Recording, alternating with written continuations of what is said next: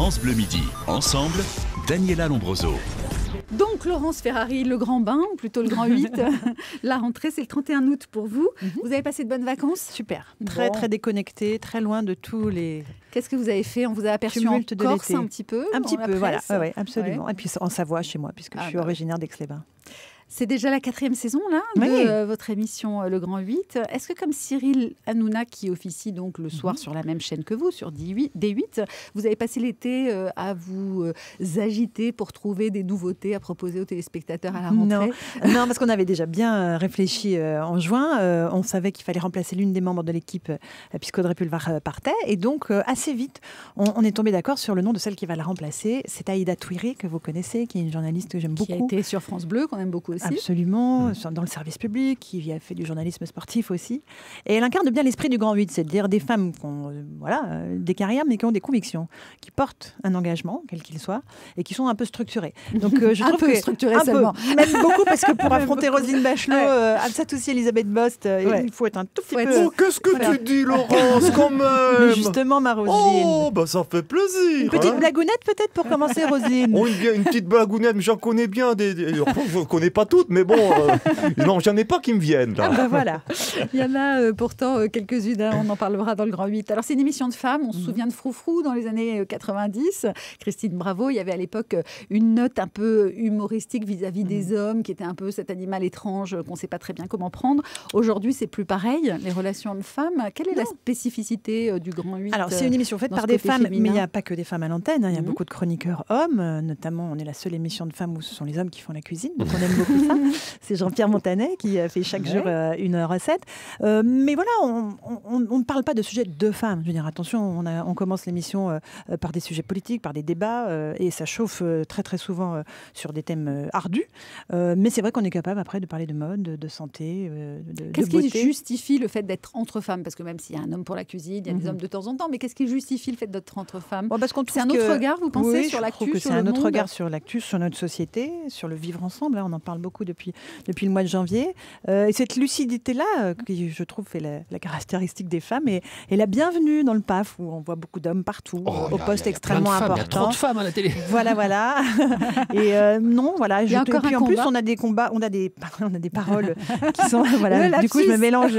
Mais parfois, on peut porter des paroles qui sont assez étonnantes et assez inattendues de la part des personnalités qui sont autour de la table. Alors, à propos de féminisme éventuel, il y a parfois des clashs sur le plateau. Tout le monde n'est pas toujours d'accord. On va écouter un extrait. C'est Elisabeth Bost et Absatoussi. Elles ne sont pas d'accord sur un projet de campagne pour la sécurité routière dans lequel on voit une femme qui cause un accident de la route parce qu'elle se maquille au volant. Un classique. J'ai vraiment pensé à ce que tu disais, la femme au volant, mort au tournant. C'est-à-dire que c'est vraiment, on stigmatise les femmes responsables des accidents de la route. Mais enfin, les accidents mortels, les filles, c'est quand même les hommes, en majorité, qui en sont responsables. Je crois que la priorité, c'est pas les femmes qui se maquillent qui causent les accidents mortels. Ça diminue pas l'un par rapport à l'autre. Le fait est qu'il a choisi les femmes. Mais là, pour l'instant, je vois pas une autre pub avec un homme dessus. C'est-à-dire que parce qu'il y a des hommes qui causent des accidents, il ne faudrait pas s'orienter vers une autre cause qui provoque aussi des accidents. Parce qu'on n'a pas le temps de s'occuper de ses enfants, etc. Il faudrait se maquiller au volant au détriment de la vie des gens. Non, mais franchement. Non, mais franchement. Voilà. Bon, tout le monde n'a pas le même regard sur le sexisme.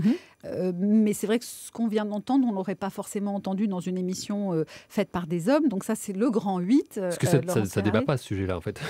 Patrice, attention à vous. Ça ne se débat pas, c'est bien les femmes au volant, les responsables qui se maquillent. Vous non, mais un homme qui aurait dit ça, on l'aurait lynché. C'est ça, c'est tout, c'est simple. Vous avez été la première femme à présenter le 20h de la semaine sur TF1. Bon, il y avait eu Marie-France Cubada, c'est ça, il y a longtemps avant, mais pas très longtemps. Vous n'avez pas été épargnée. Est-ce que vous avez souffert de la pression, des critiques quand vous présentiez le 20h? Oui, bien sûr, parce que 4 ans dans la grande centrifugeuse du 20h, croyez-moi, il faut être bien accroché pour y survivre. Oui, il y a eu des moments extrêmement difficiles, évidemment. Il y avait la pression quand même externe d'ailleurs, pas seulement interne, la pression externe, médiatique, a été extrêmement lourde à porter. Maintenant, c'était quand même un job génial. Je veux dire, j'avais quand même une des plus belles rédactions au monde qui travaillait avec moi. J'ai eu la chance de faire des reportages sur le terrain, d'interviewer Barack Obama, d'aller en Iran, en Afghanistan, au Groenland. Bon voilà, j'aurais quand même mauvaise conscience de vous dire que ça a été un calvaire. Non, ça a été des moments extraordinaires à l'antenne. J'ai choisi d'arrêter.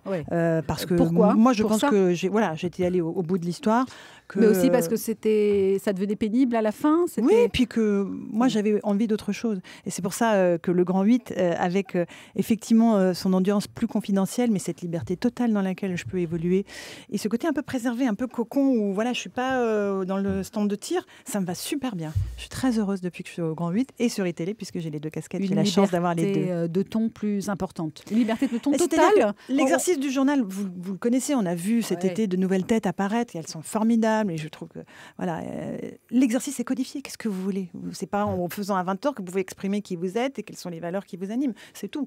Donc après, c'est une question de choix.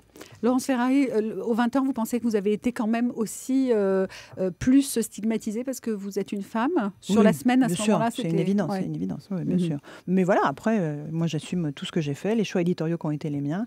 Donc non, vraiment, ça a été plus dur parce que j'étais une femme, mais je pense que j'ai eu le courage aussi parce que j'étais une femme d'arrêter. Il n'y a pas beaucoup d'hommes qui arrêtent à ce poste-là. C'est vrai. Vous avez été approchée la saison dernière pour animer le Grand Journal sur Canal+. Est-ce qu'on vous l'a reproposé cette année? Non. De toute façon, j'avais très vite décliné, donc la question ne se posait pas pour moi. Il y a eu un grand ménage à D8, à Canal+, dans le groupe dans lequel vous travaillez. Les Guignols vont passer en crypté et puis une fois par semaine en clair. Le producteur du Grand Journal, de nombreux directeurs ont été limogés, dont le patron de D8 d'ailleurs, le vôtre, Ara Aprikian. Qu'est-ce que vous en avez pensé de tout ça cet été? Écoutez, moi c'est évidemment très compliqué pour moi de commenter les changements en cours dans le groupe Vivendi. Je suis une simple salariée, donc évidemment j'ai jamais commenté les choix internes, même quand j'étais à TF1, et je ne l'ai pas fait en ayant quitté TF1. Je ne vais pas commencer aujourd'hui. Vous avez rencontré Vincent Bolloré? Non. Votre émission d'interview politique, Tir croisé sur iTélé, ça continue? Ah oui, ça continue. Ça démarre ce soir à 18h. Voilà. Ségolène Royal, première invitée. On a beaucoup d'actu avec elle, que ce soit sur le front de l'écologie ou même sur le front des transports, puisqu'elle est la ministre de tutelle des Transports. Et c'est une émission où on a tous les jours une interview politique, qui est vraiment moi ce qui fait mon ADN, ce que je préfère au fond à la télévision. Il y a des débats avec Françoise Degois, qui est une ancienne de la maison, Jean-Claude Dacier, Michaël Darmon. On va être 4 comme ça autour de la table à brasser toute cette actu politique. On est en 2015-2016, donc on est en pré-présidentielle. On va avoir pas mal d'actualités, je crois, dans les mois à venir. Ça vous permet d'avoir vraiment la double casquette. À midi, le divertissement intelligent et le soir, l'intelligence divertissante. C'est pas mal, ça. C'est pas mal. Un jour de rentrée, moi, je trouve que c'est pas mal. Elle est avec vous pour la rentrée de France Bleu Midi Ensemble et elle est avec vous jusqu'à 13h30 dans un instant. C'est Thierry Garcia. France Bleu.